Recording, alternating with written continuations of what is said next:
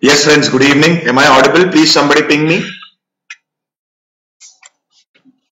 Yes, good evening, Jenny. Yes, hello everyone. Welcome to Unacademy, India's largest online learning platform. Let's crack UPSC CSC English. Now, before I start the session, let me introduce myself for the people who are new on the platform or who are attending my session for the first time. My name is Alok Ocha. I've done my engineering from Pune. I have been associated with the field of UPSC since past 7 years. I have been through various stages of civil services exam. I hold the experience of giving CDS SSB twice. I also hold the experience of exams like CAPF Assistant Commandant and Uttar Pradesh PSC. I'm involved into the field of teaching since past 5 years and I've mentored more than 15,000 aspirants for UPSC. Now, there might be question in the mind of an aspirant why one should prefer Unacademy as a platform for online learning. So here are the ample of reasons why one should prefer Unacademy as a platform for online learning. First of all, you'll have daily life classes on the Unacademy platform. Unacademy offers you assimilation of top and dynamic educators of India on a single platform. You can directly interact with the educators. You can clear all sorts of doubts with the educators. Second most important aspect, Unacademy helps to build up your competence by going through live tests and quizzes. All the courses on Unacademy platform are highly structured in nature and there is a proper timetable through which the courses are being conducted. And one can have unlimited access to the courses on Unacademy platform. Here are the few top and dynamic educators of India from whom you're going to learn through. Now, Unacademy covers the syllabus in a very comprehensive manner. Like there is a proper focus on all the subjects of GS, like history, geography, polity, economics, science and tech, current affairs. Apart from that, there is a proper focus on the answer writing techniques, essay writing methods, and so on. Apart from that, Unacademy also focuses upon wide range of optional subjects. Like it ranges basically from the humanities part, like history, geography, sociology, philosophy, psychology, political science, public administration, to the part of literature as well.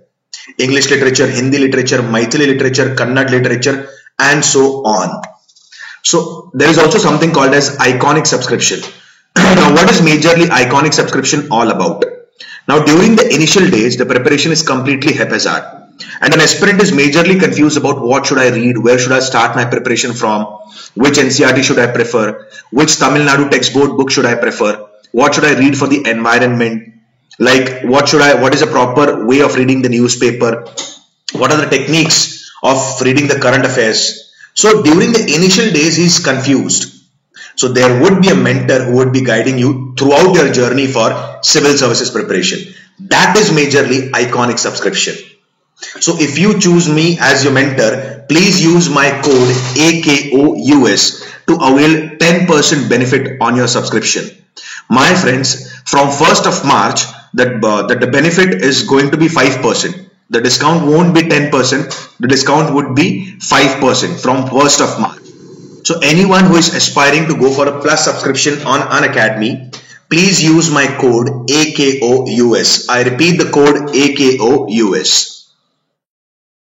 Now, Unacademy has come up with Unacademy Combat. It would be 60 minutes, 60 questions, 13 combat divided into 6 sections. There would be a relative scoring and it is conducted fortnightly. Rank 1 to 3 would be getting 3 months GS Plus subscription and rank 4 to 150 would be getting rupees 1000 Amazon vouchers. These have been the special classes conducted by me previously. So please do subscribe to Unacademy and use my code AKOUS. I repeat the code AKOUS to avail 10% benefit or discount on your subscription. I'm repeating the point again, my friends. The discount from 1st of March would be only 5% and not 10%. So anyone who is aspiring to go for a plus subscription, you can go this month. Okay guys, so let's get started with one of the most dynamic topics, that is Jainism. Yes, good evening Seema, good evening Abhijit, good evening Vinod, good evening Ram Kumar. Yes guys, now let's get started with one of the most important topics, Jainism. Now listen to me very carefully. The word Jain has been derived from the Sanskrit word Jina, which means conqueror. Conqueror of what? Conqueror of senses. The person who has won over his senses is referred as Jain or Jinnah. The person who is victorious over his senses is referred as Jain or Jinnah. The person who is controlled, basically his desires, is referred as Jain. Now, who is going to preach the principles of Jain? The principles of Jains are preached by various acharyas, and these acharyas are referred as Tirthankar. Now, there is a proper process for becoming a Tirthankar as per Jain scriptures, or there are, to be very specific, there are 24 Tirthankars who are also treated as gods in Jainism. And now, these Tirthankars, it is believed that these Tirthankars has to go through 5 processes, and then they basically become the Tirthankar. First is Garbha Kalyanak. The soul or the Atman of that Tirthankar enters into the mother's womb. Then becomes Janma Kalyanak. Now, as per Janma Kalyanak, it is referred as birth of that Tirthankar. Now, after the birth, basically it is believed that as per Jain scriptures and as per mythology relating to the Jainism, it is believed that Indra, that is Lord of Heaven, he performs a ceremonial bath on that Tirthankar at Mount Vipul. At Mount Meru, which is in Tibet. Then later on, the Tirthankar lives his worldly life. After living his worldly life, he finally decides to renounce his worldly life. And that is referred as Diksha Kalyanak. After renouncing his worldly life, the Tirthankar continuously keep on meditating. They penance their body. They completely detach themselves from all sorts of worldly possessions. And then finally they attain Gyan. Finally they attain infinite knowledge, which is also referred as Nirvana in Buddhism. Nirvana in Buddhism means what we say? Nirvana in Buddhism means enlightenment. And Nirvana Kalyanak here in Jainism is altogether different. So after attaining knowledge, what does this Tirthankar do? These Tirthankar teach this principle. They preach these principles through their disciples. And finally comes Nirvana Kalyanak. The soul or the Atman of the Tirthankar leaves this mortal body and sansar permanently. So every Tirthankar has to undergo through these 5 processes. First is Garbha Kalyanak, second is Janma Kalyanak, third is Diksha Kalyanak, fourth is Gyan Kalyanak, and fifth is Nirvana Kalyanak.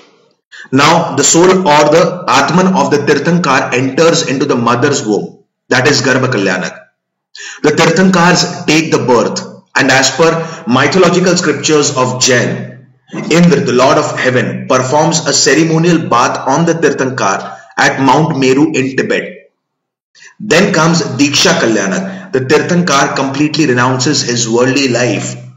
He completely detaches himself from the worldly possessions.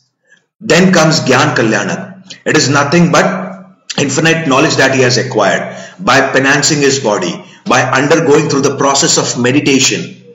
And whatever knowledge he has acquired, he teaches these principles to his followers or disciple.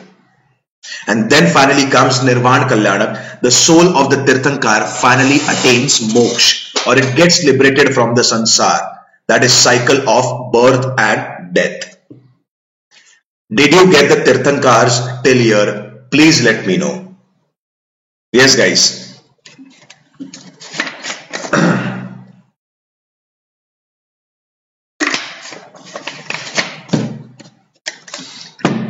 Any query, any doubt, any sort of question, please ask me.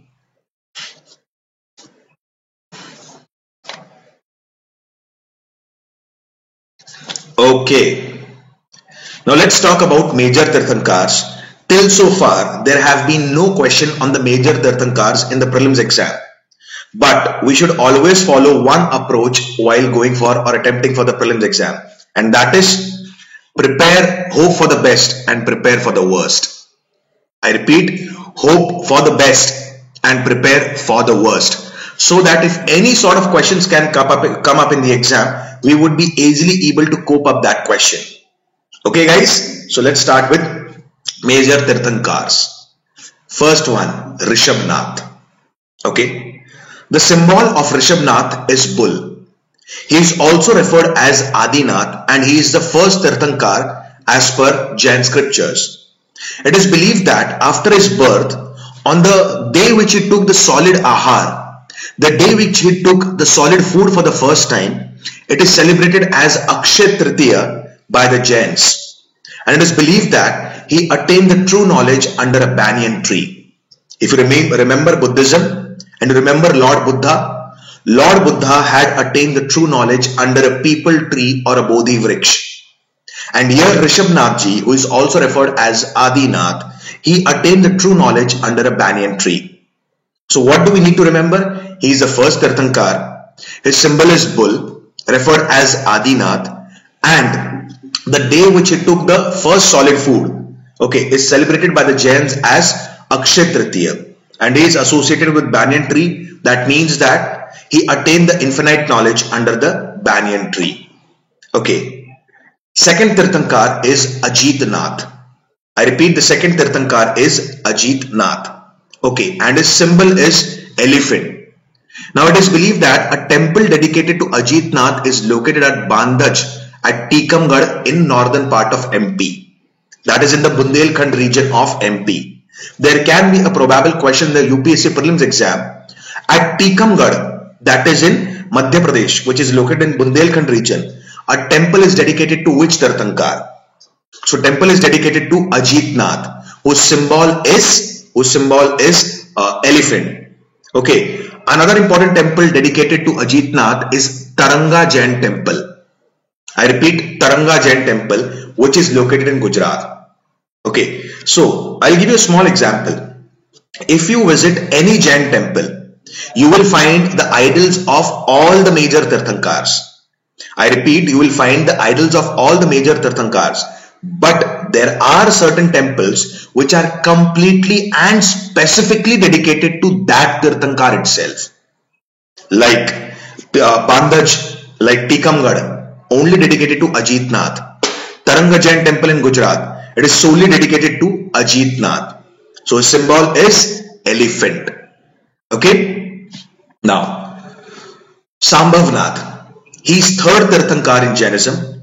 He has a symbol as horse, and it is believed that he attained the true knowledge, he attained the Keval Gnan under a sal tree.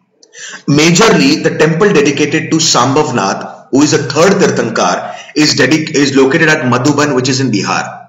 You might have heard about Madhubani paintings, which is famous from the region of Bihar. So, a specific temple dedicated to Sambhavnath ji is located at Madhuban in Bihar. So his symbol is horse, and temple dedicated to him is located in Bihar. Moving on with the fourth Tirthankar. Okay.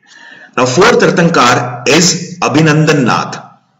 Please remember the symbols. Please remember the temples. There can be, till now there has not been any question, but there can be a probable question in the exam relating to the temples as well as relating to the symbols associated with the Tirthankar. So the symbol of Abhinandan Nath is monkey, and he attained the true knowledge under a Priyangu tree. Now there is a famous temple dedicated to Abhinandan Nath at a place called as Shikharji in Jharkhand. Shikharji is a very important pilgrim site from the perspective of Jainism. It's a very sacred place. It's a very sacred place concerning the followers of Jainism. That is, either it be Shwetambar or Digambar. Moving on to Suparshvanath. Suparshvanath, he is a seventh Tirthankar, and his symbol is swastik. A temple dedicated to Suparshvanath is located at Ranakpur, which is in Rajasthan. I repeat, Ranakpur, which is in Rajasthan. Okay. Please remember them. Okay. Chandra Prabhu. He is the 8th Tirthankar. I repeat, Chandra Prabhu, he is the 8th Tirthankar. The name itself speaks. Chandra. Chandra means moon. So his symbol is crescent moon. What is crescent moon? You can see here on the screen. This is crescent moon. There is something called as half moon, there is full moon and crescent moon. So crescent moon is a symbol of Chandra Prabhu, who is the 8th Tirthankar as per Jainism. Now in Bundelkhand region of Madhya Pradesh, there is a district which is referred as Gwalior. Okay, and there is another important district, that is Datia district. I repeat, Gwalior and Datia. And when a person is traveling from Gwalior to Datia, he will come across a place called as Sonagiri. And at Sonagiri, a famous Jain temple is located, which is dedicated to the 8th Tirthankar, Chandra Prabhu. Okay, there is another important Jain temple in Kerala, which is dedicated to Chandra Prabhu, that is Jainimedu Jain temple. So there are two major temples dedicated to the 8th Tirthankar, Chandra Prabhu. One is Sonagiri Jain temple, which is located in the Bundelkhand region of Madhya Pradesh, between Gwalior and Datia district. And second one is Jainimedu Jain temple, which is located in Kerala. Moving further, 12th Tirthankar, Vasupujya. My friends, we are only discussing those Tirthankar which are important from the exam perspective. Okay. Vasupujya, his symbol is buffalo. Okay. And this Tirthankar was a celibate. He was a brahmacharya throughout his life. Okay. He was a complete brahmacharya throughout his life, and he received or he attained the true knowledge just within 1 month. Can you imagine? The 24th Tirthankar was Vardhaman Mahavir. And Vardhaman Mahavir attained the true knowledge or Keval Gnan in 12 years. It just took 1 month for Vasupujya to attain the true knowledge or Keval Gnan. Okay, and the statue dedicated to Vasupujya is located at Champapur in Bihar. I repeat, it is located at Champapur in Bihar. So one of the most important aspect or a probable question that can crop up in the UPSC prelims exam, which among the following Tirthankar attained, what do we say, true knowledge or Keval Gnan just within 1 month? So it was Vasupujya, the 12th Tirthankar, who attained Keval Gnan just within 1 month. And his symbol was buffalo. Moving on to the next Tirthankar, Vimalnath. Vimalnath was the 13th Tirthankar, and his symbol is wild boar or pig. Just you need to remember that. Aranath, he was 18th Tirthankar, and his symbol is fish. Now, what does the fish couple symbolize? I'll give a very small example. There are 8 important symbols of Jainism, and these among the 8 important symbol is a fish couple. A fish couple basically symbolizes a control over sexual desires. Okay, so Aranath, his symbol was a fish couple, which simply symbolizes control over the sexual desire. Okay, moving on to the 19th Tirthankar, Mallinath. Now pay attention, properly listen to me very carefully and patiently. Mallinath is a very important Tirthankar. Why? We will learn about this. Okay, now in Jainism there are 2 sects, Shwetambar and Digambar. Now it is believed that during the reign of Chandragupta Maurya, there was a huge famine in the region of Patliputra. And the monks, the Jain monks, were basically divided into 2 groups. One group was led by Sthul Bhadra and the other group was led by Bhadrabahu. Now the group which was led by Bhadrabahu moved towards Shravan Belagula in Karnataka and came back only after 12 years. Now the group that came back after 12 years, there were ideological differences between Bhadrabahu and Sthul Bhadra, and there came Shiism in Jainism. The followers of Sthul Bhadra came to be referred as Shwetambar, and the followers of Bhadrabahu came to be referred as Digambar. Now, as per Shwetambar, female body or a male body, anyone can attain moksha. If anyone follows the principles that are preached by Jain Acharyas or Tirthankar, they can liberate their soul from the sansar. They can attain moksha or salvation, irrespective of the gender. But Digambar sect believe that only males can attain moksha. Female body cannot attain moksha or salvation. So, as per Digambar, Mallinath, the 19th Tirthankar, was a male. And as per Shwetambar, the 19th Tirthankar, that is Mallinath, was a female and was referred as Mallibai. Okay, and the symbol of Mallinath, the 19th Tirthankar, was Kalash. What does the Kalash symbolize? The Kalash simply symbolizes what? It simply symbolizes completeness and wisdom. I repeat, it simply signifies completeness and wisdom. Then comes 22nd Tirthankar, that is Neminath. I repeat, the 22nd Tirthankar is Neminath. The symbol of Neminath is conch shell. Okay, and finally comes 23rd Tirthankar.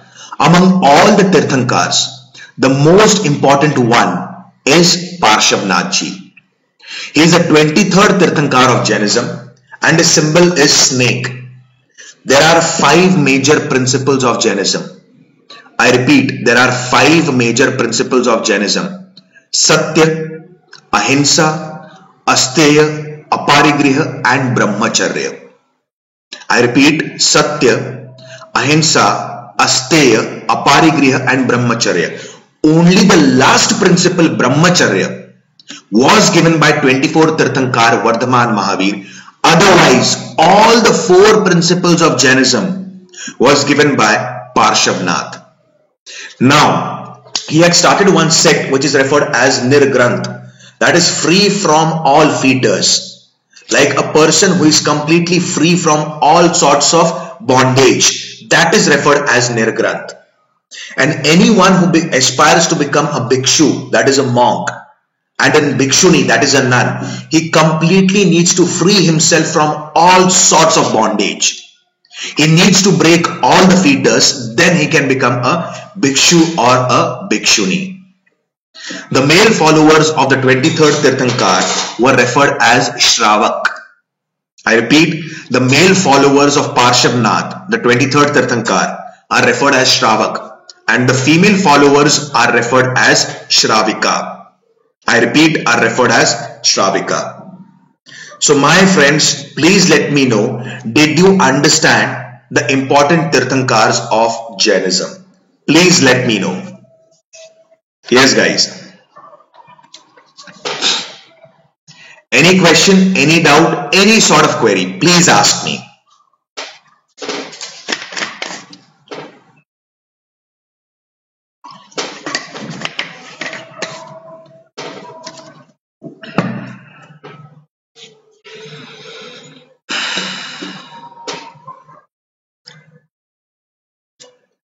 Yes guys.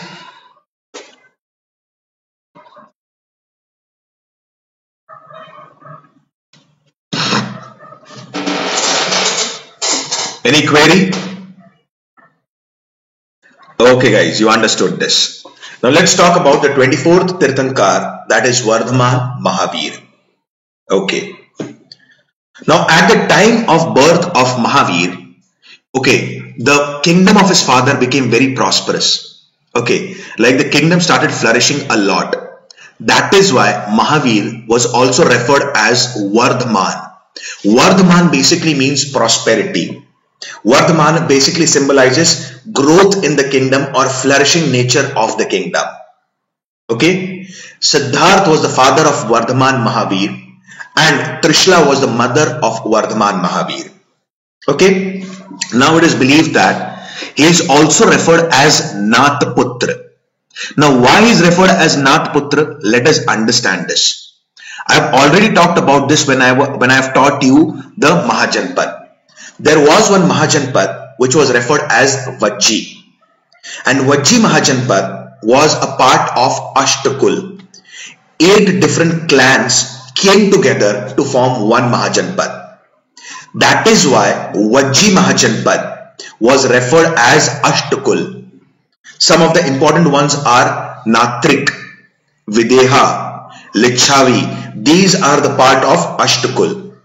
Now Siddharth, who was the father of Vardhaman Mahavir, belonged to Natrik clan, and mother of Vardhaman Mahavir belonged to Lichavi clan. Her name was Trishla. Since his father belonged to Natrik clan, that is why Vardhaman Mahavir is also referred as Nathputra. Why? Because his father belonged to Natrik clan. He was born at a place called as Kundagram near Vaishali, which is in Bihar. He is also referred as Sanmati and Ativir. Now, as per Shwetambar, I have told you about what is Shwetambar and what is Digambar. As per Shwetambar, Vardhaman Mahavir had a wife named as Yashoda, and he had two daughters from Yashoda, that is Anuja and Priyadarshana. I repeat, Vardhaman Mahavir had a wife named as Yashoda, and he had two daughters from his wife. One was Anuja and the second one was Priyadarshana. Later on, Priyadarshana was married to one of his disciples whose name was Jamli. This is as per Shwetambar belief. This is as per Shwetambar sect or tradition. But as per Digambar sect, Vardhaman Mahavir was a celibate. He was a complete brahmacharya throughout his life. He had never married at all. Okay? Now, at the age of 30, after the death of his parent, Vardhaman Mahavir decided to renounce his family. As I have told you, every Tirthankar needs to go through 5 processes. And now, the first process, as I have told you, Garbha Kalyanak, Janma Kalyanak, Diksha Kalyanak, Keval Jnana Kalyanak, and finally Moksha, that is Nirvana Kalyanak. Now time has come for Vardhaman Mahavir to renounce his worldly possessions, to renounce his worldly life and become an ascetic and move in the search of truth. And now this stage is referred as Diksha Kalyanak in the life of Vardhaman Mahavir. So he renounced his worldly life at the age of 30, and he attained the true knowledge. He attained the Keval Jnana after 12 years, that is at the age of 42, at a place called as Jrimbrig-gram. I repeat, at a place called as Jrimbrig-gram in Bihar. It is located on the banks of river Rijupalika. And from here onwards, he was referred as Jain or Jitendriya or Jina. It simply means that a person who has completely extinguished all his desires. There is no Trishna left in his life. A person who has conquered his senses, that is Jain or Jina. Now, he delivered after attaining the true knowledge. He delivered his first sermon at a place called as Mount Vipul, which is in Rajgriha, Bihar. Okay. Now, he kept on giving many sermons. It is believed that he gave approximately around 55 sermons. Okay, at various places like Avanti, Kosla, Ang, Mithila, Champa, Vaishali, and many more places. He attained the knowledge under Ashok tree. And whatever the teachings were taught by Vardhaman Mahavir, it was compiled in the form of a book. And this was compiled by one of his followers, whose name was Gautam Swami. And the teachings of Vardhaman Mahavir are referred or are compiled in the form of a book, which is referred as Agamas. There can be a probable question in the UPSC prelims exam. What is Agama? Agamas are nothing but the teachings of Vardhaman Mahavir, which have been compiled by one of his disciples, whose name is Gautam Swami. And the other disciples are Agni Bhuti, Vayu Bhuti, Sudharman, and Prabhas. Okay. It is believed that he died at the age of 72 at a place called as Pavapuri in Bihar. And presently a water temple or Jal Mandir has been constructed or dedicated to the 24th Tirthankar, Vardhaman Mahavir. My friends, please do not get confused. Siddharth was a name of Vardhaman Mahavir's father, and Buddha's original name was Siddharth. Then the wife's name of Vardhaman Mahavir was Yashoda. The wife's name of Buddha was Yashodhara. Buddha attained Mahaparinirvan, or Buddha died at a place called Kushinagar or Pawa, which is in UP. And Vardhaman Mahavir died at a place called as Pavapuri, which is in Bihar. So my friends, hope so the points are clear and you easily understood all the major concepts. Yes guys, any doubt, any query, any sort of question, please let me know.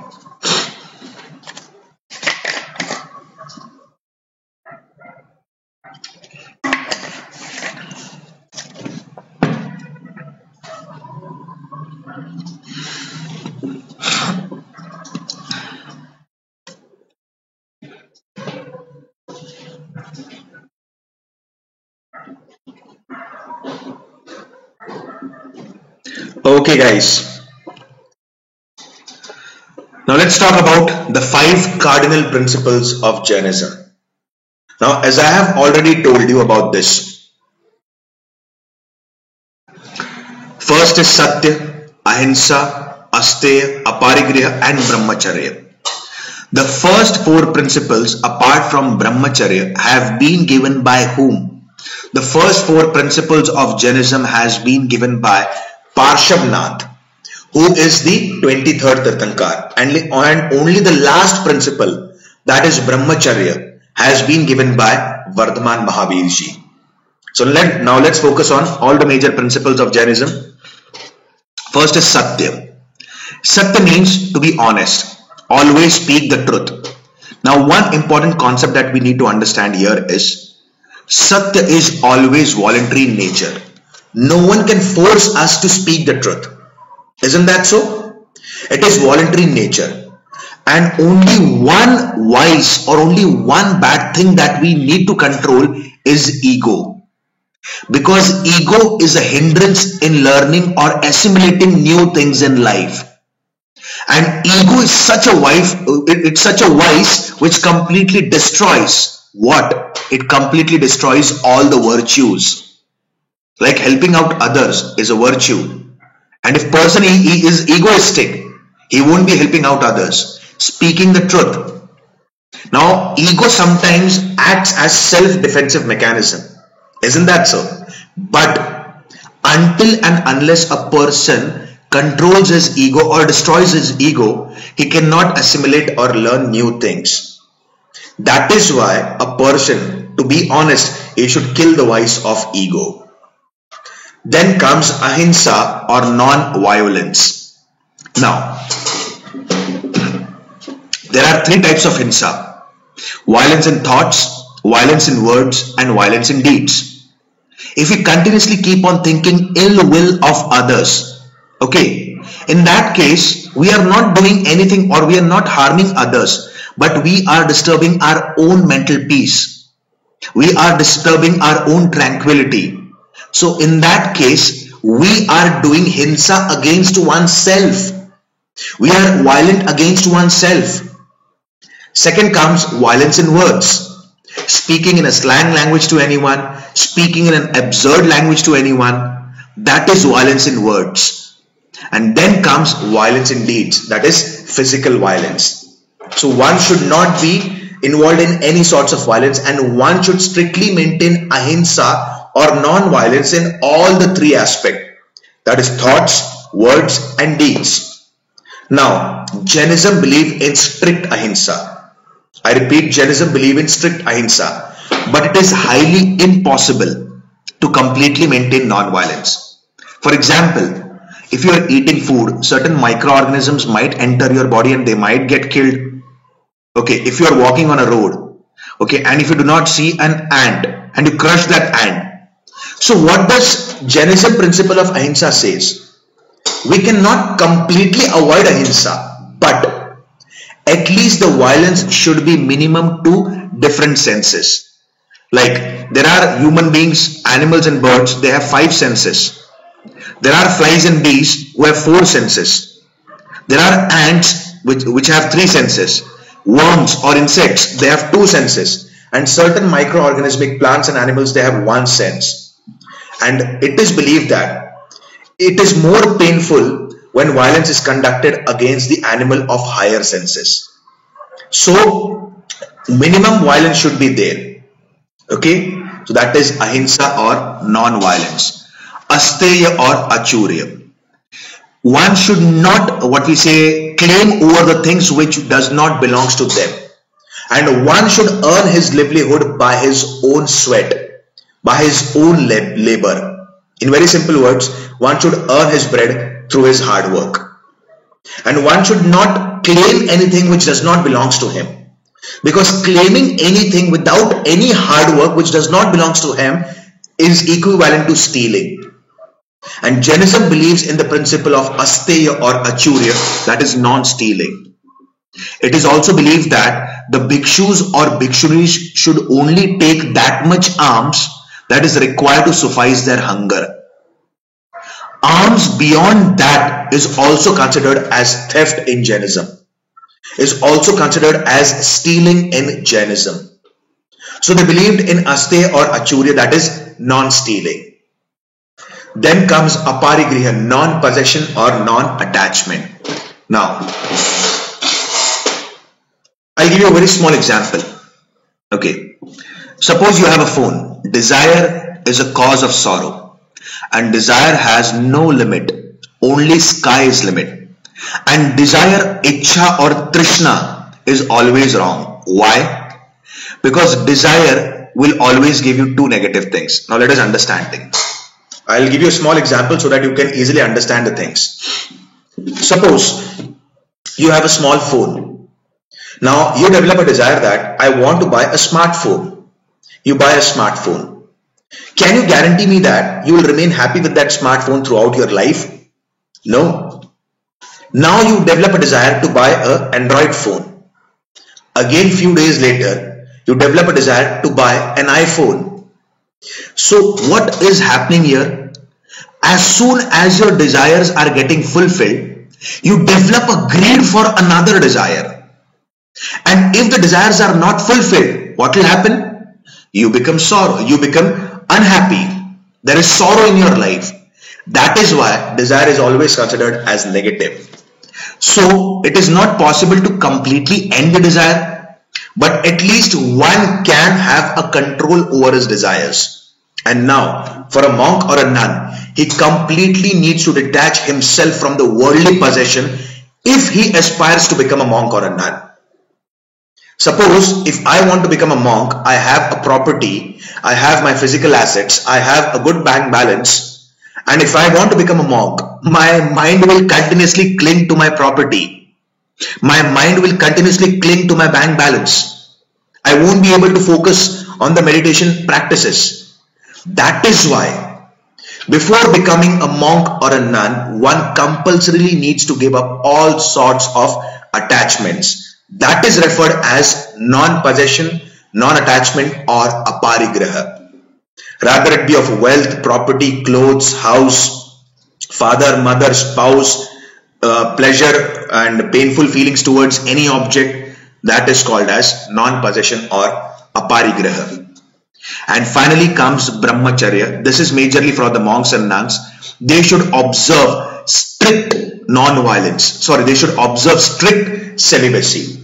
And this is the only vow, or this is the only principle which was added by Vardhaman Mahavir. The previous principles were given by the 23rd Tirthankar, that is Parshavnath. Did you understand the points? Did you understand the 5 major principles of Jainism? Please let me know. Yes, guys.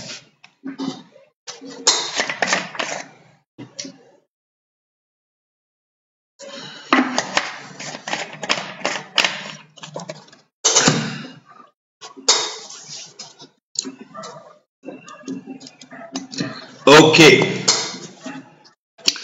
Now let's quickly talk about sect of Jainism. Okay. There are 2 major sects of Jainism, that is Shwetambar and Digambar. I have already talked about them, but I will be repeating that concepts again so that people who have came late, they can easily understand this concept. During the reign, there is a book called as Paristhiti Parvan.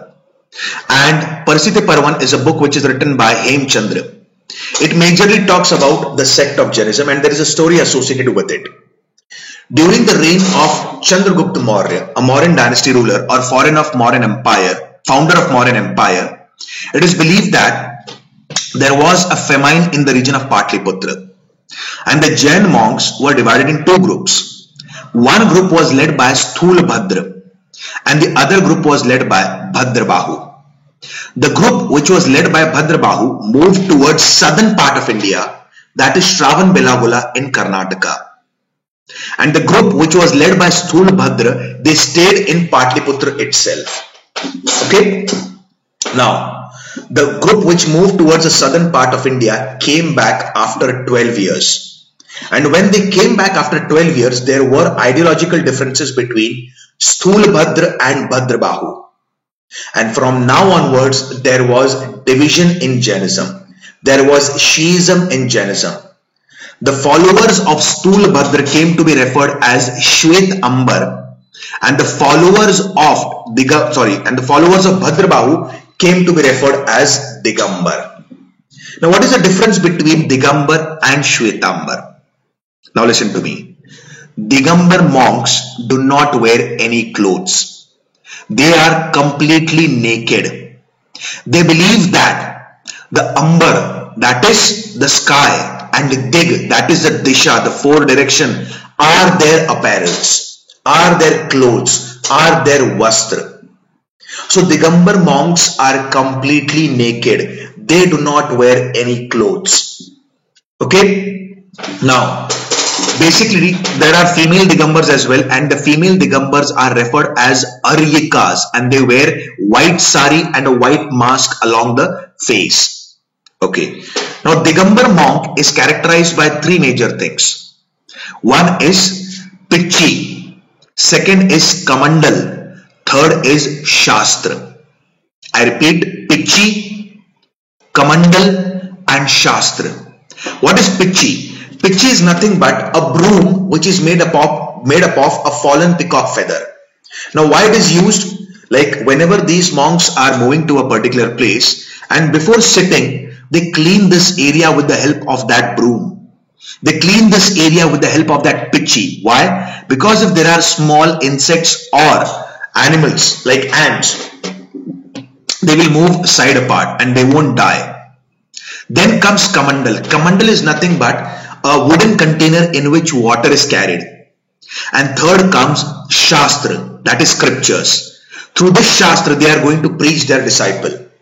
They are going to preach about what Tirthankars have said. Okay? If anyone has visited the Jain temple, you will observe that if it is a Digambar Jain temple, all the Tirthankars, idols of all the Tirthankars are completely naked. Secondly, there is hardly any ornamentation. The idols are very simple. There is no ornamentation you can observe on these idols. Okay, and they believed in the strict principles of Jainism. Okay, and they lead a very austere life.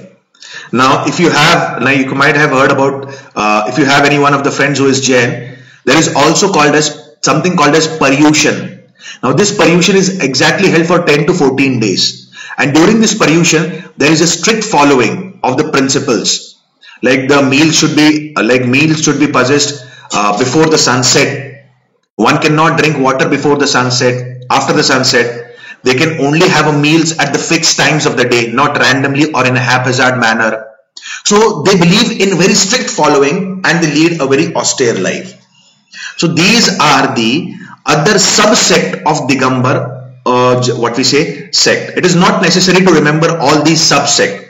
But you need to remember the principles of Jainism which are important from the exam perspective.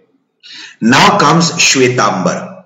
Now Shwetambar monks, as I have told you, they wear white clothes. They have a white mask over their mouth. Now, it is believed that the idols of the Shwetambar monks, the Tirthankar idols of the Shwetambar monks are beautifully decorated. Like there is a proper ornamentation on the idols that one can observe. They believe in fasting. They believe in rigorous, penance of their body, but not to much extent like the Digambar monks. Okay, so Shwetambar can be considered as a mild form of Jainism in comparison to the Digambar. So Digambar believe in strict austerity, penancing their body, and following the strict principles of Jainism. Did you get the points clear? Please let me know. Did you understand the concept?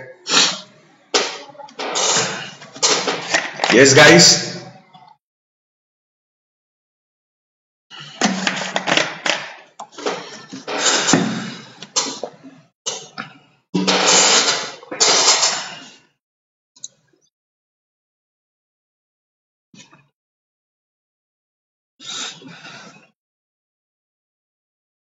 Yes, guys. Did you get the concept?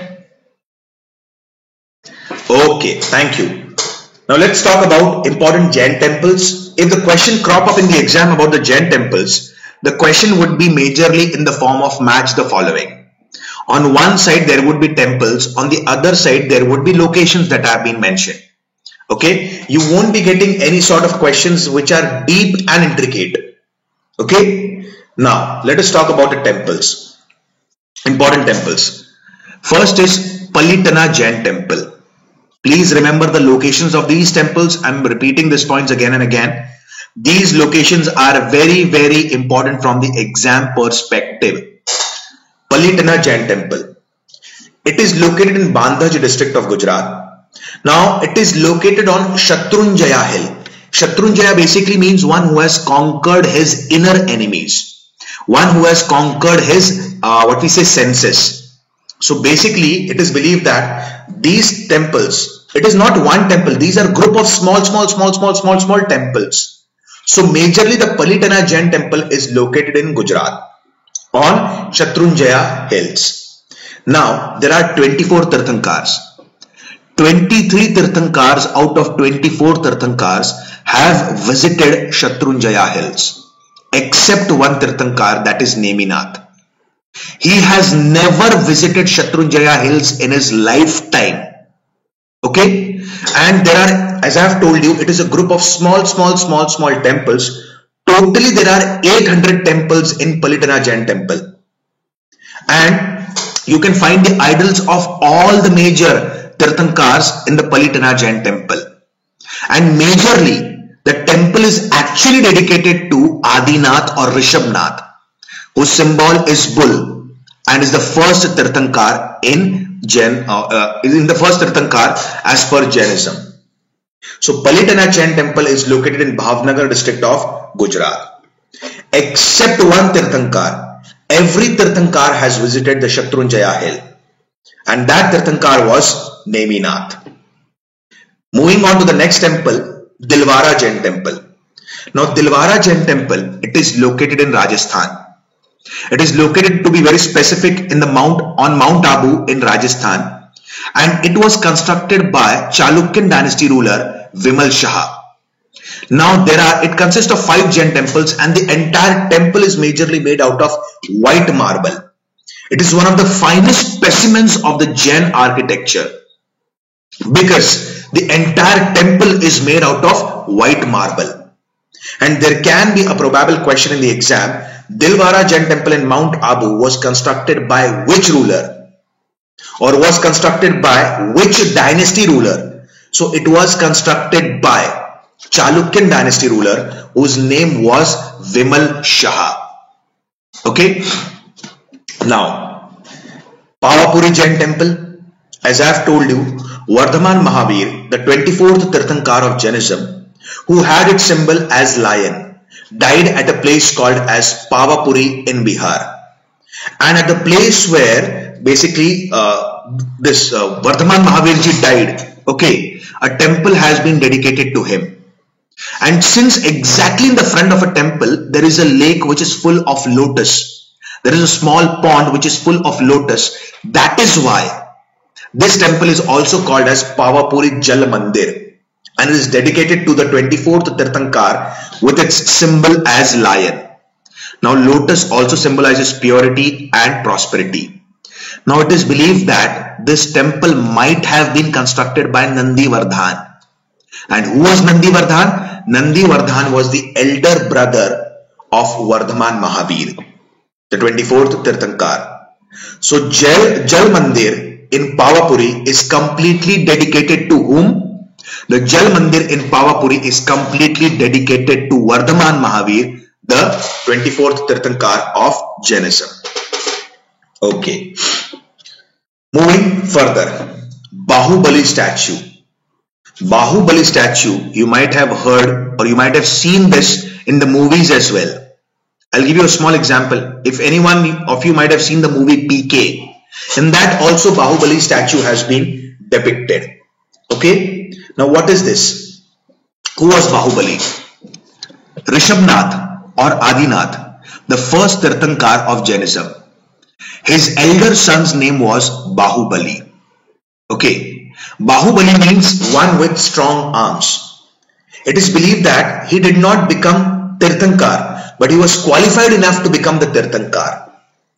He meditated continuously for 1 year in Kayotsarga position. Means, Kayotsarga means standing position. Can you see the position that has been depicted in the picture? He had continuously stood in this position for 1 year. Okay. And the entire Bahubali statue have been carved out of a single rock. It is a monolith. Actually, it was a series of mountains, and from these mountains was carved one statue, which is referred as Bahubali statue. Now, it is believed that Bahubali also had a brother named as Bharat.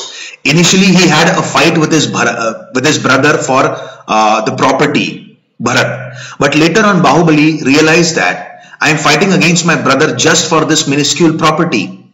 And then he renounced his worldly life and continuously meditated for what? 1 year in Kayotsarga position.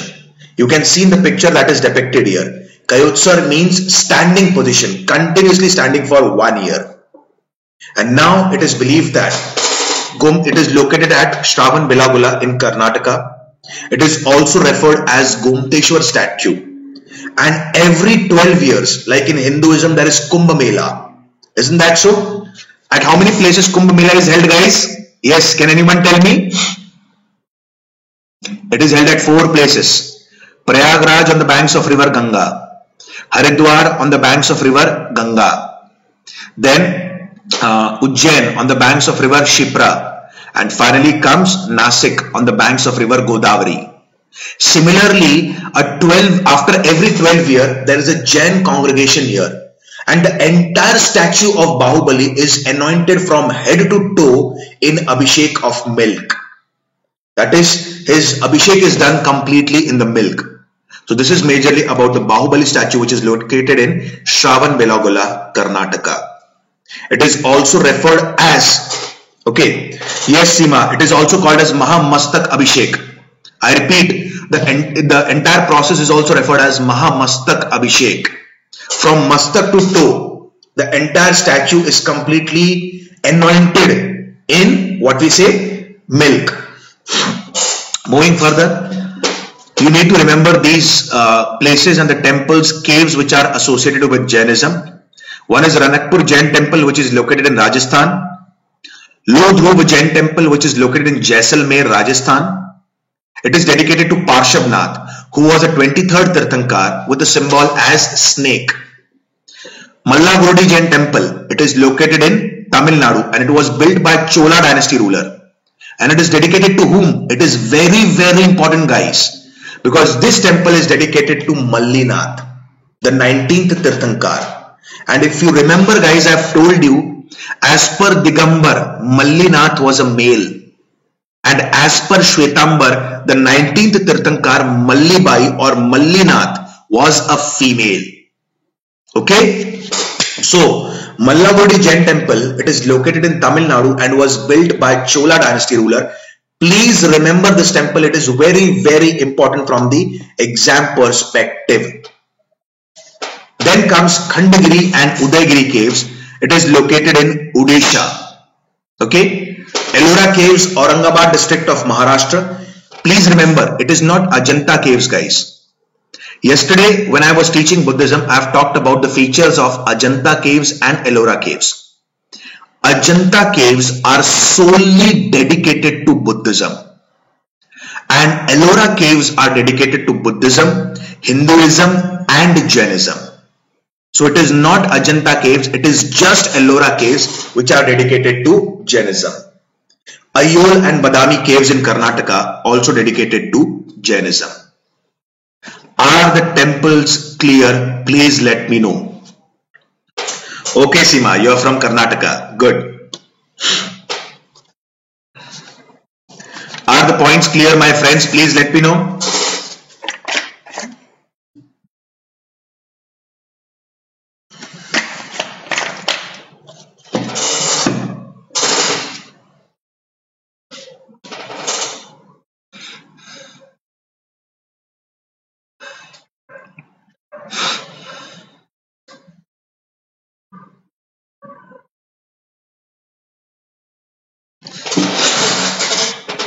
Okay. Now let's quickly talk about the 9 truth or 9 tattvas of Jainism. Okay. Now, Jeev, Ajeev, Punya, Paap, Bandh, Asrav, Sambar, Nirjara, Moksha. Okay. I'll give you a small example. Suppose there is a boat and this boat is traveling in a very proper way. Okay. Now, in the boat, there is a small hole, or automatically the boat comes up with an accident and there is a small hole on the back side of the boat. Now water starts entering into that boat. Now what will happen? The boat will start sinking down. Now what is your duty initially? Initially somehow take the boat, before traveling, take the boat near the shores. Remove the excess water, fix that hole, and then enter into the water. Okay, now pay attention properly. Jeev, every living being that is born has soul. Now, there are lower beings and higher beings as well. For example, lower beings are like animals, insects, worms, and higher being, we are humans, we are higher beings. Now, the character of soul in the higher and the lower beings are different, because consciousness in the higher being and lower beings are different. Human beings can perceive things by using their brains. Human beings can perceive things by using their consciousness, but animals cannot. I'll give you a small example. If we do not have food, what will we do? We will do the hard work and then earn the food. But for animals, if they do not get the food, what will they do? They will, kill the other animals and have the food. Okay, so there is a lack of consciousness between the higher being and the lower being. Then comes Ajeev, that are completely non-materialistic. Earth, air, water, fire, ether. So there is no soul in them. Then comes Punya. Now, Punya and Paap. Punya means influx of good karmas. It enters into the soul. Now pay attention to the students who are attending my session for the first time. I've talked about these concepts in the in the Vedic civilization. Every one of you might have seen swastik. There are 4 dots in the swastik. What does these 4 dots in the swastik symbolize? These 4 dots in the swastik simply symbolizes the status of our soul depending upon the stock of our karmas. Okay? Suppose I have done good karmas throughout my life. My soul might be in heaven, or I might be reborn as a human being. Then, if I have done bad karmas throughout my life, my soul might be in hell, or I might be reborn as a lower being or animal.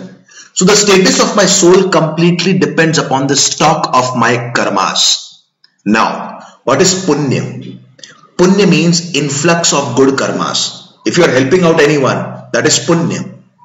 Okay, empathetic behavior or sympathetic behavior, that is also punya. Paap, that is bad karma. Greediness, sloth, that is laziness. Okay, hurting others, getting involved in malpractices, getting involved in violence, that is bad karma. Okay, if you remember the boat, now a hole has come into the boat. Okay, if you remember, we have a boat, we are traveling properly, boat unfortunately meets up with an accident, there is a hole. Now what is that hole? That hole is bad karma. Now this bad karma is stopping our boat to move further. That is bandh or bondage. Now what is our duty?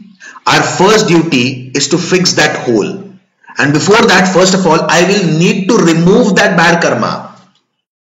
Okay, that is asrav and samvar. Then comes nirjara. Nirjara means penancing the body. There is external nirjara and internal nirjara. Internal nirjara basically means going through the process of meditation, self-cleansing of body, self-cleansing of thoughts, thinking about pious things, reading scriptures. That is internal nirjara. And external nirjara? External nirjara means penancing one's body. Secondly, alpahar, having very little amount of food or only having that much of food which is required for the body and not for storing the food. Because these resources would be utilized for the other underprivileged sections of the society. That is nirjara. And finally, when I realize all these things, when I follow all the good deeds in my life, when the karmas or when happiness and sadness are neutral for me, probably my soul can attain salvation or moksha. This is referred as 9 truth of Jainism or 9 tattvas of Jainism. Did you understand the 9 tattvas of Jainism? Please let me know. Any doubt, any query, any sort of question. Jeev, Ajeev, Punya, Paap, Asraf, Sambar, Bandh, Nirjara, Moksha. So these are the 9 tattvas of Jainism. Yes guys. So please remember these 9 tattvas. There can be a probable question in the UPSC prelims exam. Which among the following are the 9 tattvas of Jainism? Okay guys.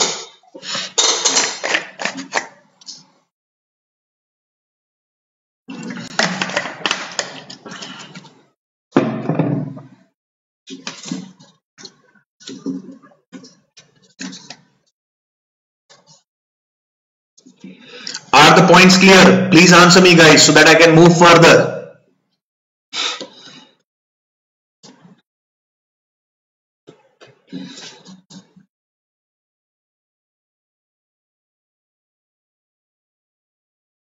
Okay. Now let's talk about 3 Ratnas of Jainism. Now listen to me carefully.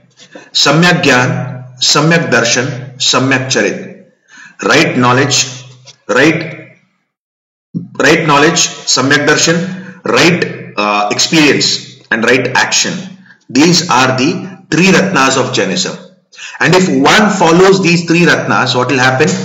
He will attain salvation or moksha. Now what is Samyak Gyan all about? Now we have various sources of knowledge. Like knowledge can be acquired through experience. Knowledge can be acquired through books. Knowledge can be acquired through scriptures. Knowledge can be acquired through hearing the other people's experience. Knowledge can be acquired through senses.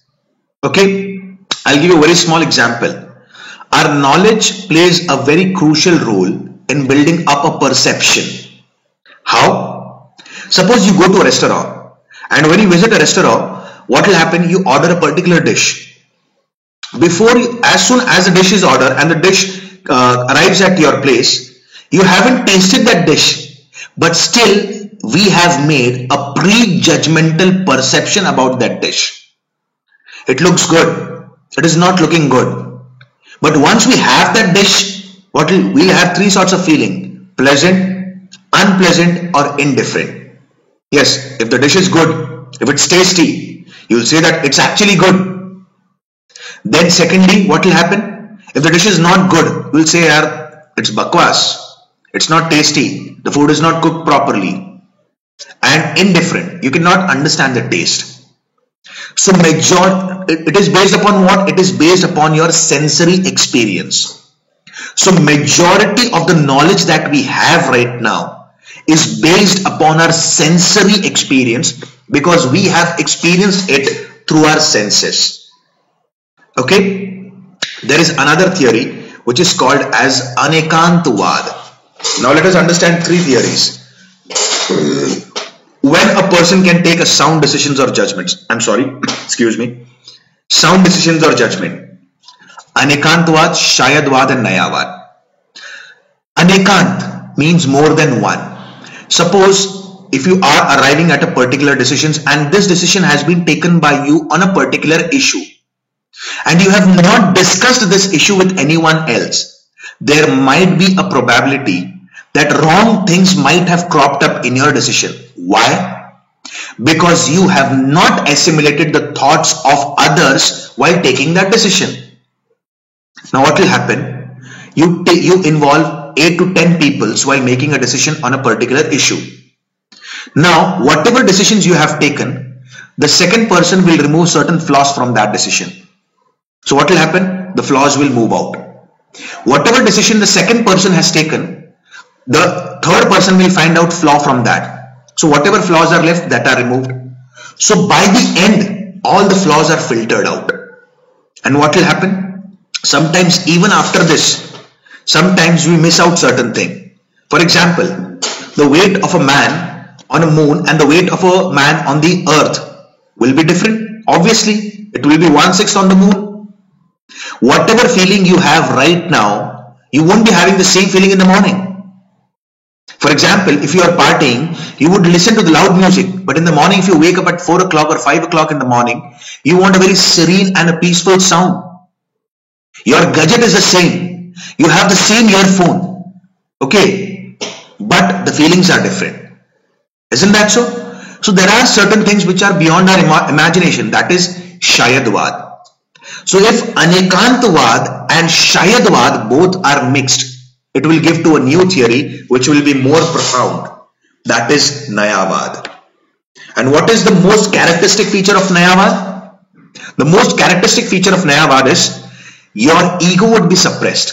And once the ego is suppressed, the tendency to learn more, the tendency to assimilate more increases by leaps and bounds. Did you understand? Samyak Gyan.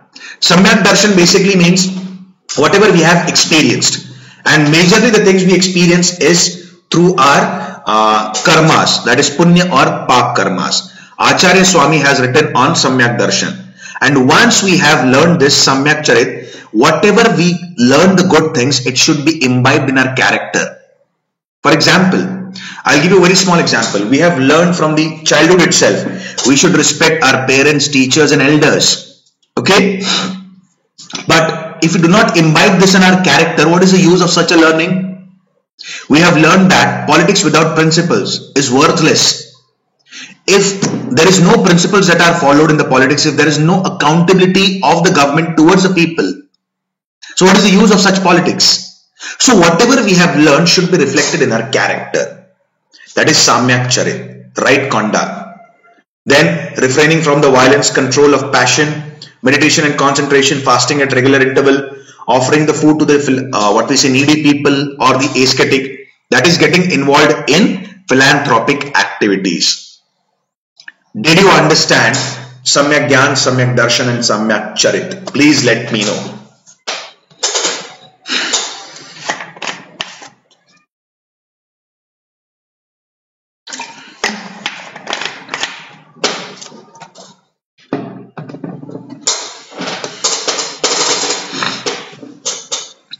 Yes guys, did you understand this? Please let me know. Any query, any doubt, any sort of question, you can easily ask me.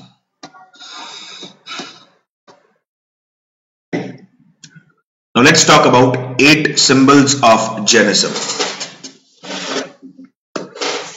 Swastik. Swastik symbolizes peace and well-being. As I have told you previously itself, okay, the 4 corners or the 4 boxes or the 4 dots in the swastik represent the status of our soul depending upon the stock of our karmas. If we have performed good karmas throughout our life, our soul might be in heaven or we might be reborn as a human being. If we have performed bad karmas throughout our life, our soul might be in hell or we might be reborn as a lower being. So completely the status of our soul depends upon the stock of our karmas.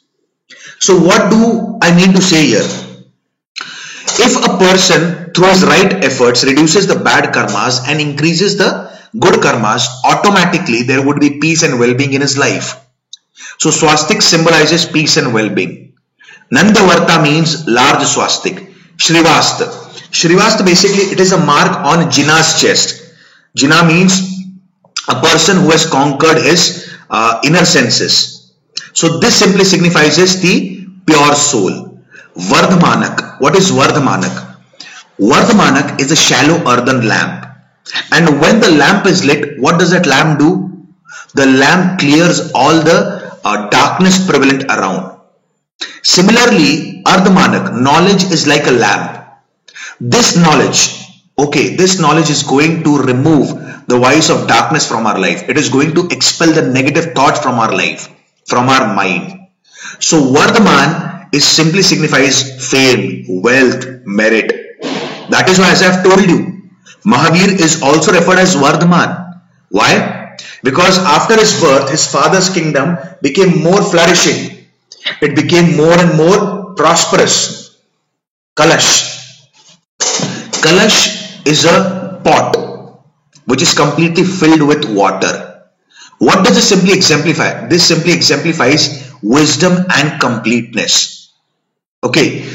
If we have conquered our inner senses, if we have completely destroyed all the desires and Trishna, automatically we will be happy with the resources that we have. We won't be complaining about the less resources we are having. Actually, we would be blessed to have these little resources and my work is going on with these resources. So Kalash symbolizes what? Wisdom and completeness.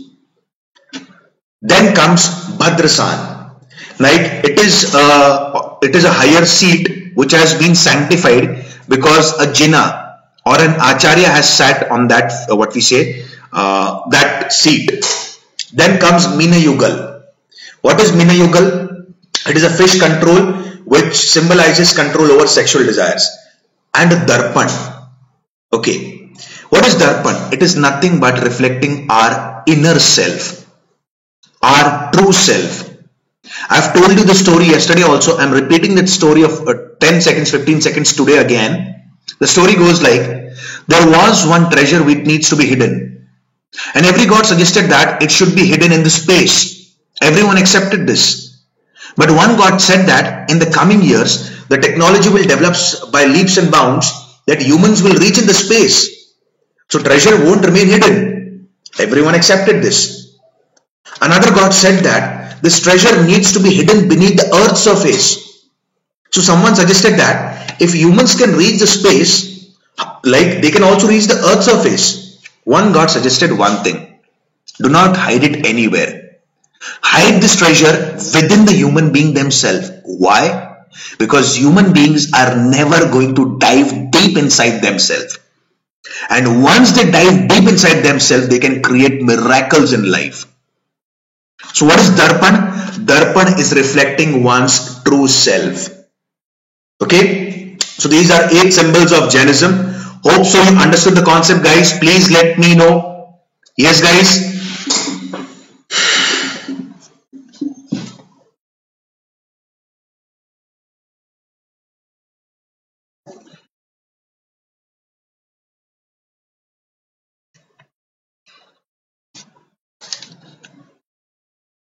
Any doubt, any query, any sort of question, please ask me.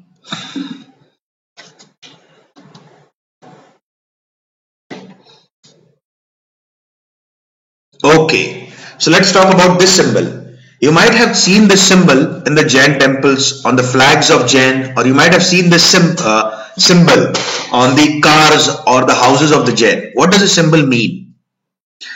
The hand represents non-violence. Above the hand there is swastik, and I have explained time and again what does a swastik represent. Simple words, it simply represents the status of our soul completely depending upon the stock of our karmas. And suppose if bad karmas are surpassing or more than the good karmas, what is our duty? Our duty says that by taking the right efforts, we need to reduce the bad karmas and increase the stock of good karmas. Okay, and what is the way? There are 3 ratnas of Jainism. Samyak, right faith, right knowledge, right conduct. Samyak Gyan, Samyak Darshan, Samyak Charit. And if one follows this, his soul will completely get liberated from the cycle of birth and death. That is one single point, abode of liberated soul. It is also referred as Siddhashil. This symbol was adopted in 1975 on 2500th Nirvana anniversary of Mahavir. Okay guys, did you understand the concept? Shall I ask you a few questions?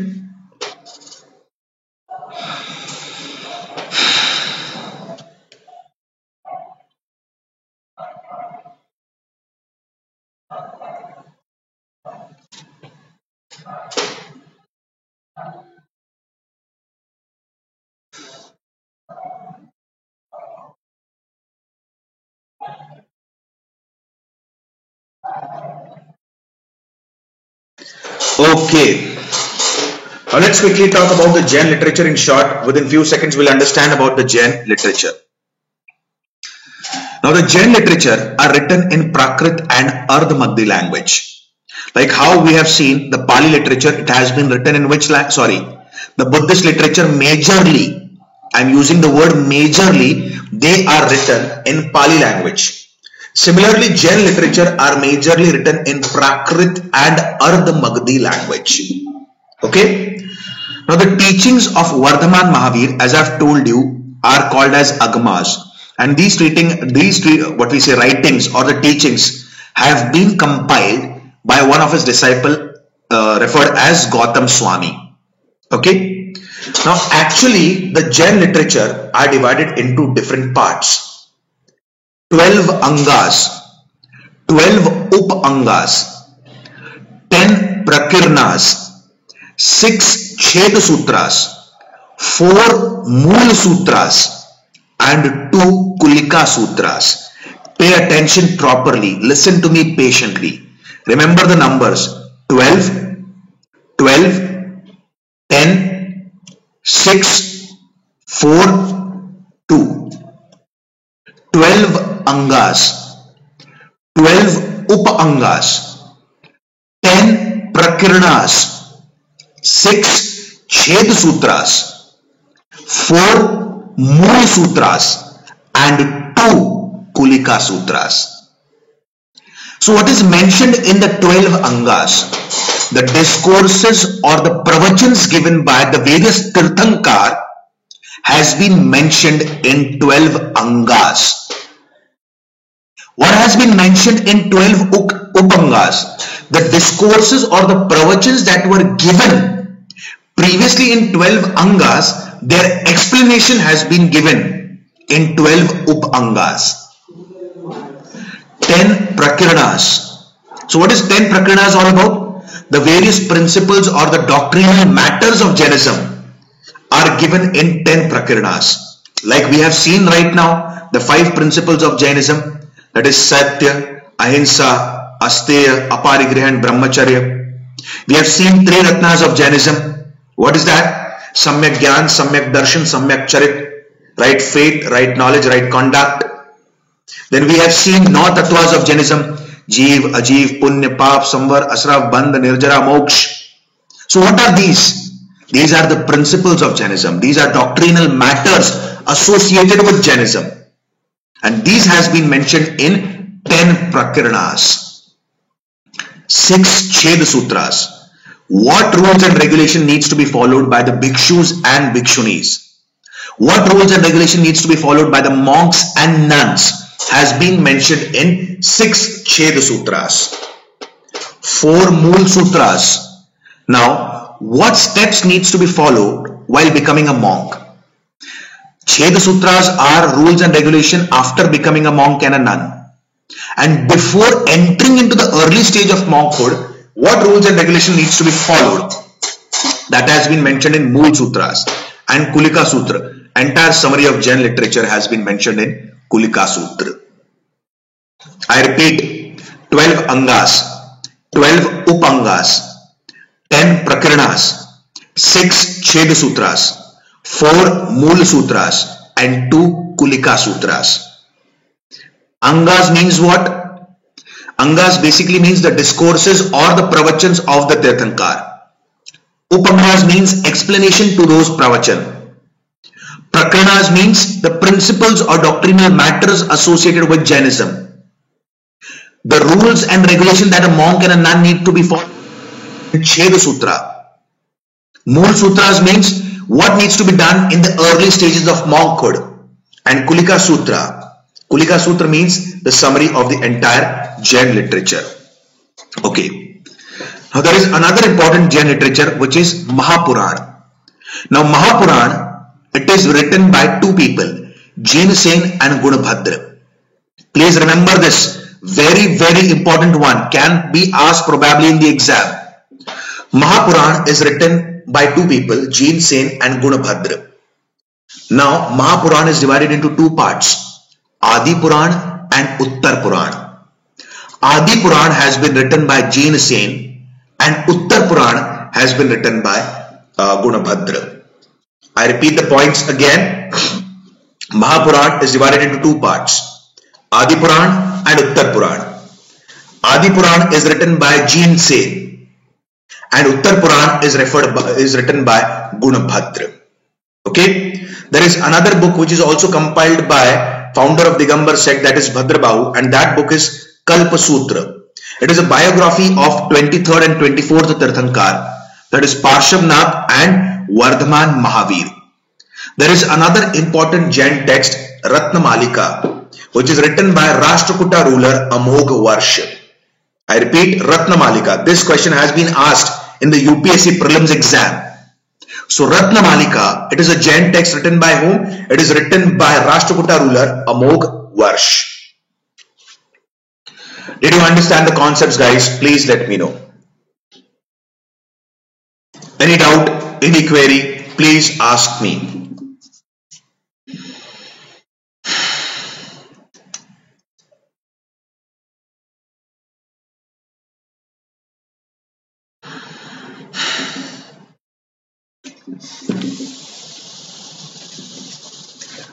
Finally comes Jain councils.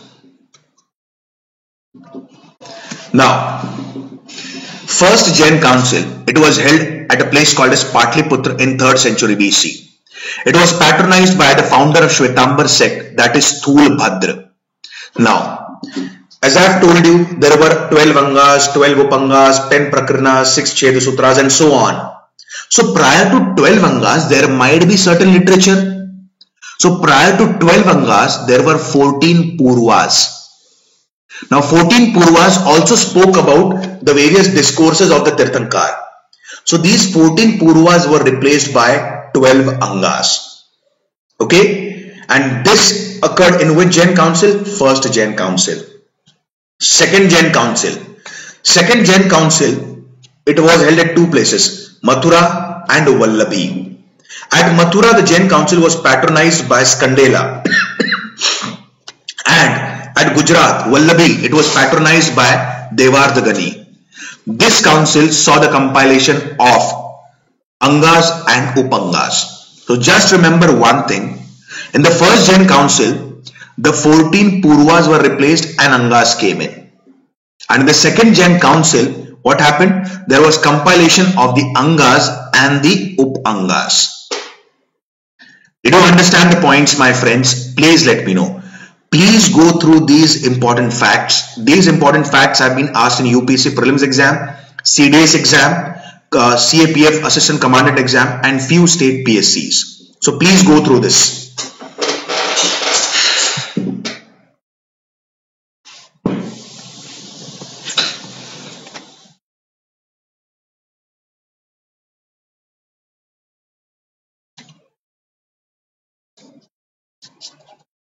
Okay guys, so this is majorly about the Jainism and this approach needs to be followed while studying Jainism from the prelims perspective.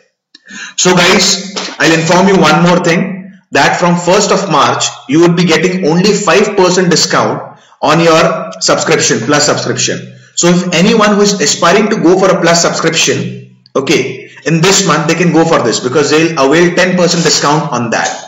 So if you like my lectures, please do subscribe to Unacademy and use my code AKOUS. I repeat the code AKOUS. Thank you and have a very, very nice day.